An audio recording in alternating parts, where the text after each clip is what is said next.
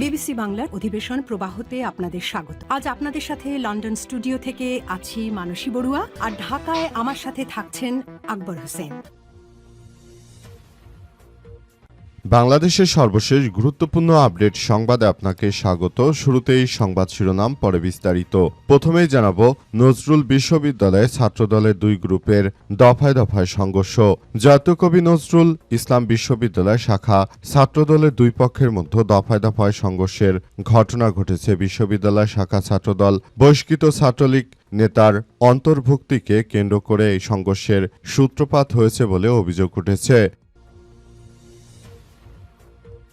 এরপর জানাবো, হবিগঞ্জে ছাত্রদলের সভাপতি সহ শতাধিককে আসামি করে এনসিপির মামলা। হবিগঞ্জে জাতীয় নাগরিক পার্টি এনসিপির কেন্দ্রীয় নেতাদের উপর হামলার ঘটনায় জেলা ছাত্রদলের সভাপতি সহ 11 জনের নাম উল্লেখ করে আরও 100 জনকে অজ্ঞাত আসামি করে মামলা দায়ের করা হয়েছে। আজ রাতে এই মামলা দায়ের করা হয়। এর আগে বিকাল 4:30টার দিকে মৌলভীবাজার হবিগঞ্জ সড়কের শ্রীমঙ্গল উপজেলায় চাকন্যা ভাস্কর্য এলাকায় প্রথম পুলিশি ব্যারিকেডের মুখে পড়েন এনসিপির গাড়ি বহরের থাকা নেতাকর্মীরা।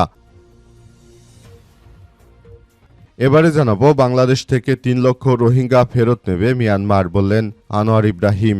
বাংলাদেশ থেকে 3 লক্ষ রোহিঙ্গা শরণার্থী ফিরে নিতে রাজি হয়েছে মিয়ানমার। আজ 29 জুলাই এক অনুষ্ঠানে বক্তব্য রাখার সময় এই তথ্য জানান মালয়েশিয়ার প্রধানমন্ত্রী আনোয়ার ইব্রাহিম। এছাড়াও মালয়েশিয়া থেকে 5,000 রোহিঙ্গাকে ফেরত নেওয়া হবে মিয়ানমারে বলে জানিয়েছেন তিনি। তুর্কি গণমাধ্যম আনাদুলো এজেন্সিকে দেয়া এক সাক্ষাৎকারে তিনি এমন কথা জানান।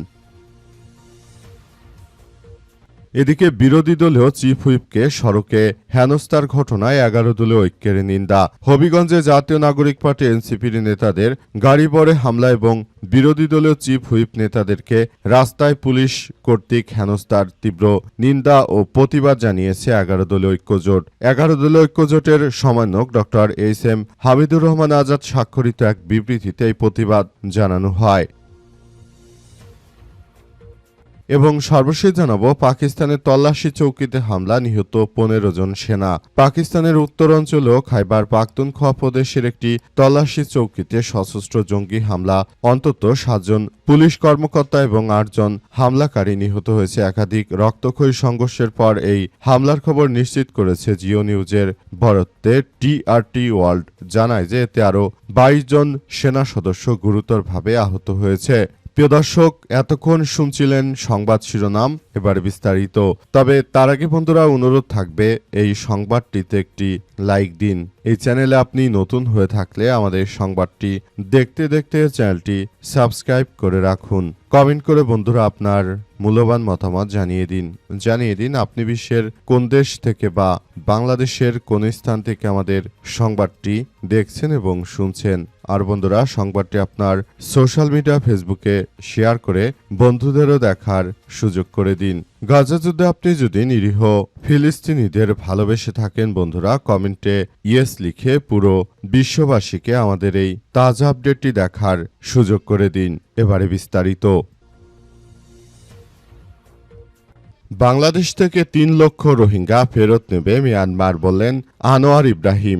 বাংলাদেশ থেকে 3 লক্ষ রোহিঙ্গা শরণার্থীকে ফিরে নিতে রাজি হয়েছে মিয়ানমার। আজ এক অনুষ্ঠানে বক্তব্য রাখার সময় তথ্য জানান মালয়েশিয়ার প্রধানমন্ত্রী আনোয়ার ইব্রাহিম। এছাড়াও মালয়েশিয়া থেকে 5,000 রোহিঙ্গা ফিরে নিবে মিয়ানমার। স্থানীয় সংবাদ মাধ্যম ফ্রি মালয়েশিয়া টুডের বরাতে তুর্কি বার্তা সংস্থা আনাদুলো জানিয়েছে, এই চুক্তিতে দীর্ঘদিনের রোহিঙ্গা শরণার্থী সংকট সমাধান এবং মালয়েশিয়ার আইন শৃঙ্খলা পরিস্থিতি বজায় রাখার ক্ষেত্রে একটি প্রথম পদক্ষেপ হিসেবে বর্ণনা করেছেন আনোয়ার ইব্রাহিম। তিনি বলেন, মানুষ বলে এদের ফেরত পাঠাও, কিন্তু পাঠাবো কোথায়? মিয়ানমার তো ওদের নিতে চায়নি। এই কারণে মিয়ানমারের সঙ্গে সুসম্পর্ক রাখাটা জরুরি। এখন তারা প্রথমে 5,000 জনকে নিতে সম্মত হয়েছে।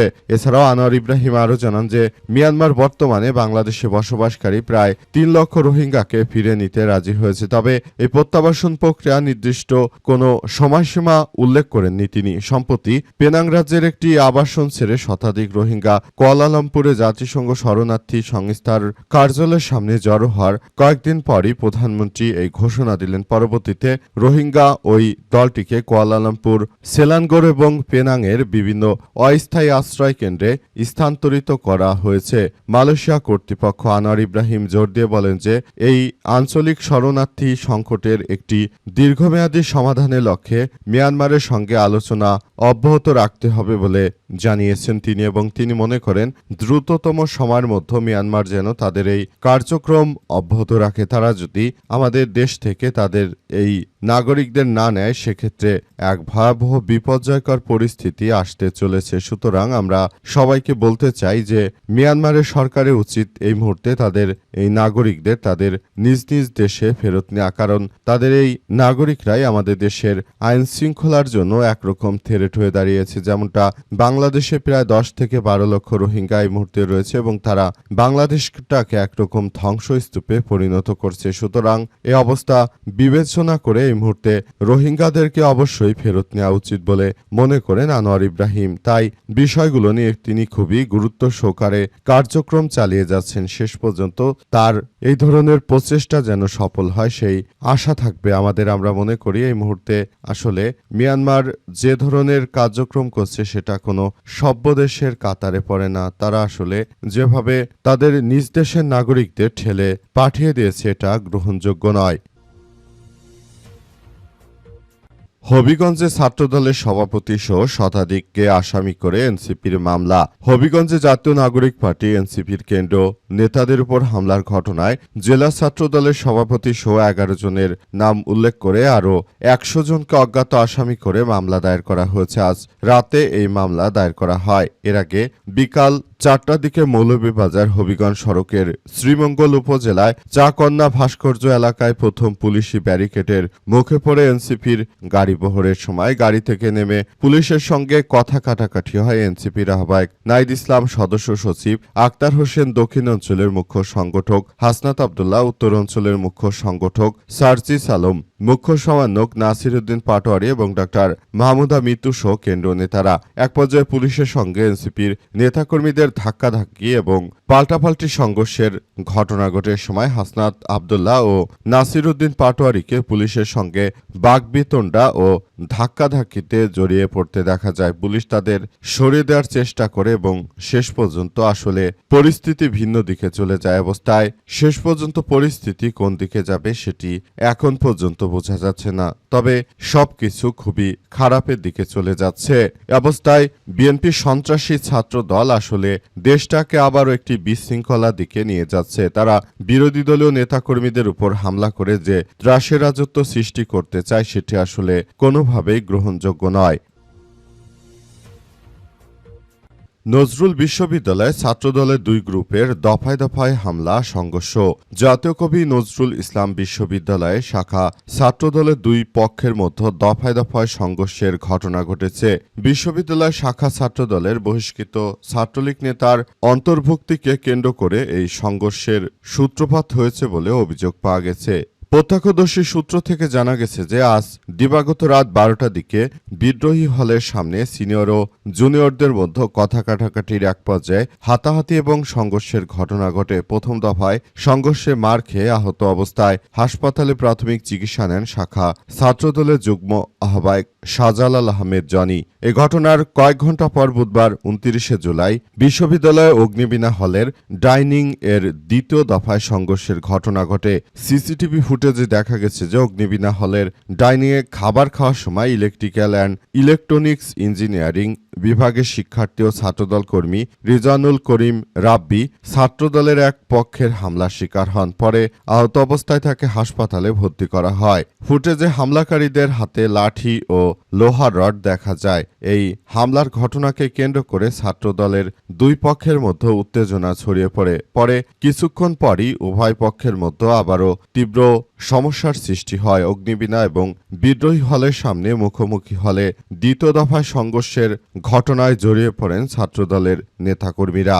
জানা গেছে যে রিজওয়ানুল করিম রাব্বি পূর্বে ছাত্রলীগের রাজনীতির সঙ্গে সম্পৃক্ত ছিলেন। সাংবাদিকদের উপর হামলার অভিযোগে বিশ্ববিদ্যালয় প্রশাসন তাকে 3 বছরের জন্য বহিষ্কার করে। জুলাই গণ অভ্যুত্থান পরবর্তীতে ছাত্রলীগের পরিচয় পাল্টে বিশ্ববিদ্যালয় শাখা ছাত্রদলের রাজনীতিতে তিনি যুক্ত হন বলে সংশ্লিষ্ট সূত্র থেকে জানা গেছে।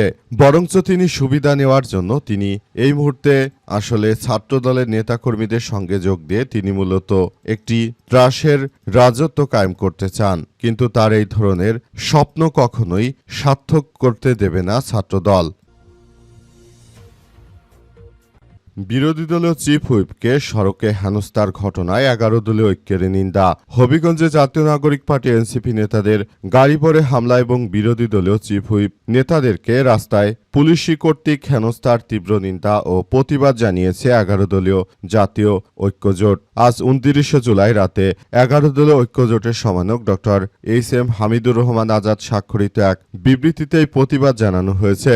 মঙ্গলবার 28 জুলাই হবিগঞ্জে এনসিপির মুখ্য সমন্বয়ক নাসিরউদ্দিন পাটোয়ারি এবং উত্তরাঞ্চলের মুখ্য সংগঠক সার্জিস আলমের গাড়ি ভরে হামলা হয়। মৌলভীবাজার থেকে হবিগঞ্জে যাওয়ার পথে বিভিন্ন স্থানে বিরোধী দলীয় চিফ হুইপ নাইদ ইসলাম সহ এনসিপির জ্যেষ্ঠ নেতাদেরকে পুলিশ কর্তৃক বাধা প্রদান এবং হেনস্থার ঘটনা ঘটে।